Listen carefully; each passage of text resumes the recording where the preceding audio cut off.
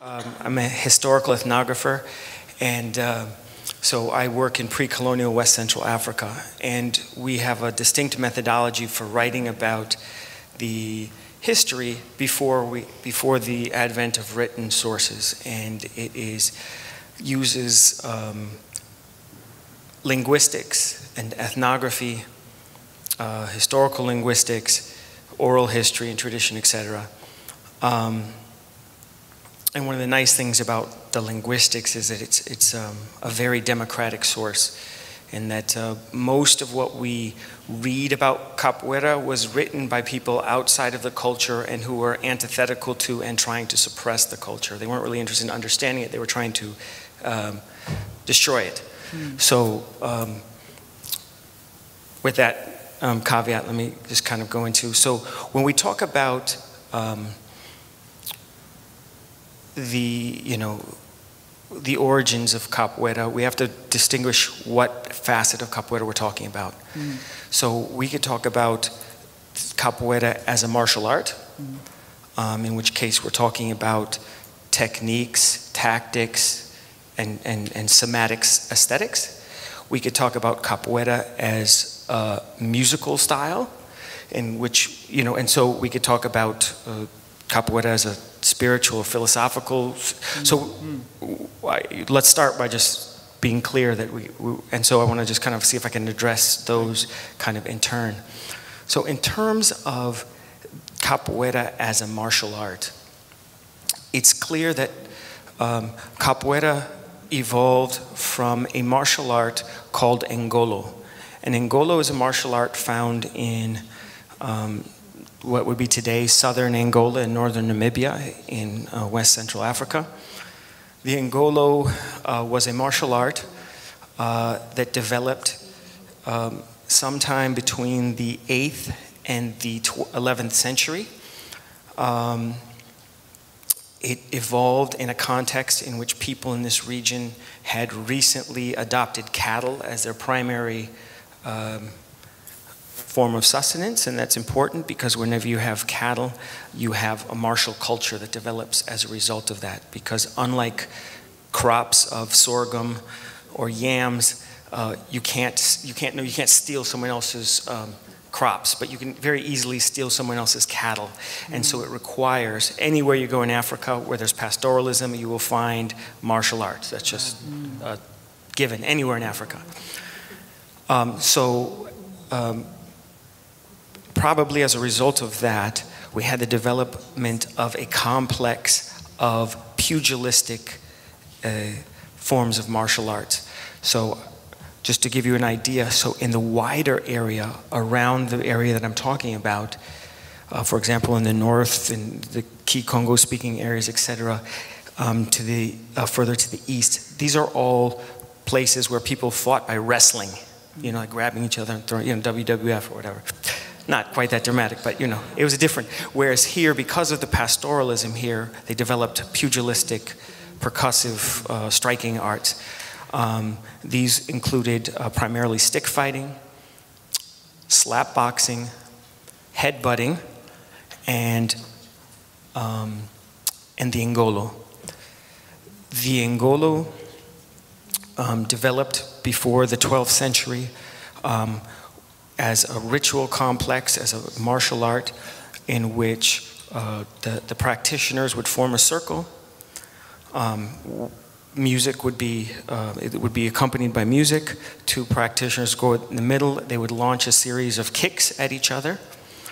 And these kicks, instead of being defended like Asian martial arts with blocks or something, they were defended by pulling the body away, by ducking. The thing, what you just saw here. Yeah, great.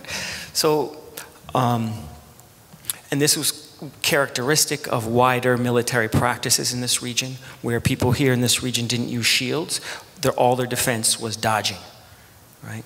So if someone's shooting an arrow at you, you don't block it, you jump out of the way.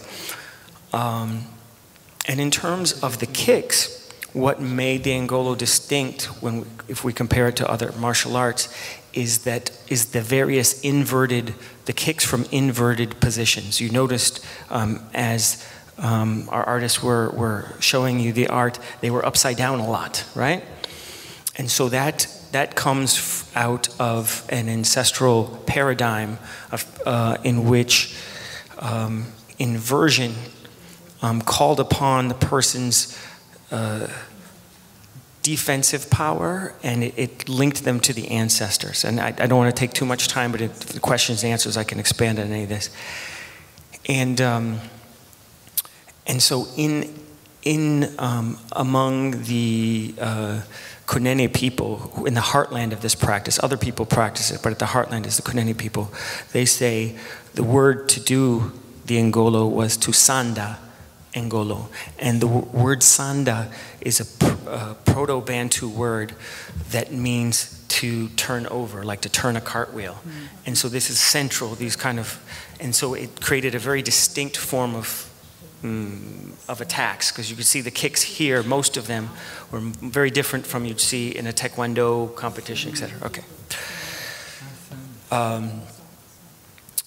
This martial art, certainly by the 17th century, had spread into neighboring areas in Africa.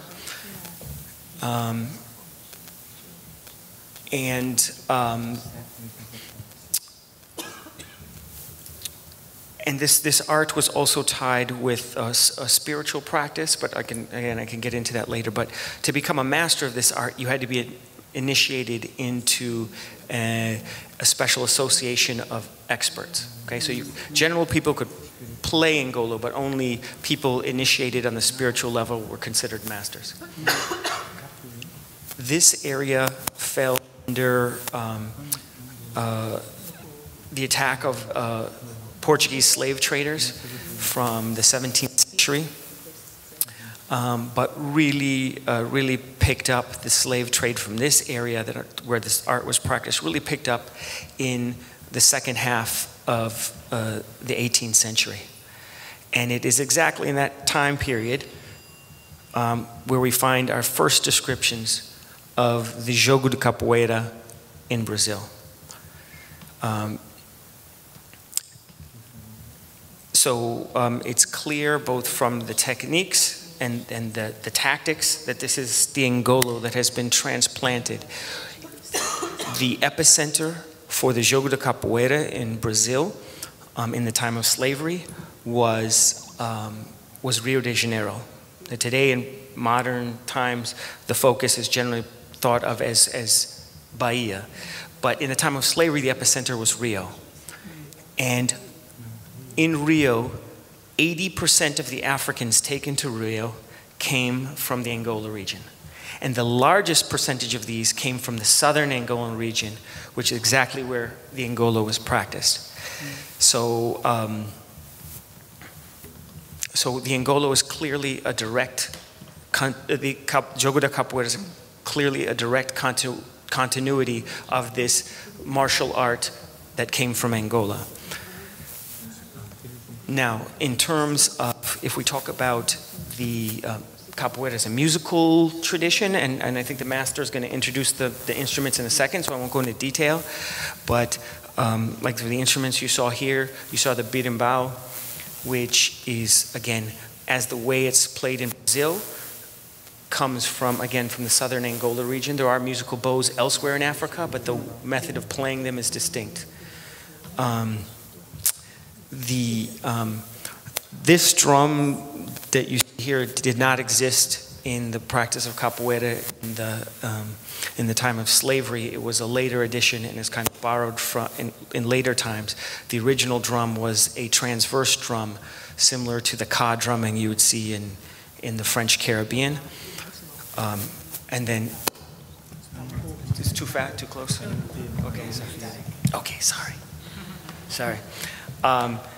And then you had instruments like, we don't have it here, but a double bell called the agogo, generally comes from West Africa, from what's today referred to as the Yoruba-speaking people, or the Fon people. And also not present today is a scraper that our earliest description of it comes from the Kingdom of Congo in Central Africa around the 17th century, loosely. But these other instruments were later additions, right? So I mean, my focus is on capoeira in the time of the slave trade, in which time it was primarily this transverse drum that was mentioned as the instrument of capoeira. And if you're interested, we could talk later about why the instrumentation changed. And it was a dynamic thing up until the 1940s, where capoeira kind of became folklorized and the orchestra became kind of crystallized. In terms of the religious influences on the general practices around capoeira, obviously you had a strong influence of Christianity. In the time of slavery, the headquarters for the associations that perpetuated this art were situated in the bell towers of churches. In terms of religious practices, where people draw their spiritual power for the protection in combat, was generally in the 19th century coming from a popular Catholic thing with some influences from Islam in the Senegambia region. The association in modern times of candomblé with capoeira is a much later, we're talking about a 20th century thing, at least in terms of Rio. It's a much later addition or complement to the capoeira spiritual complex.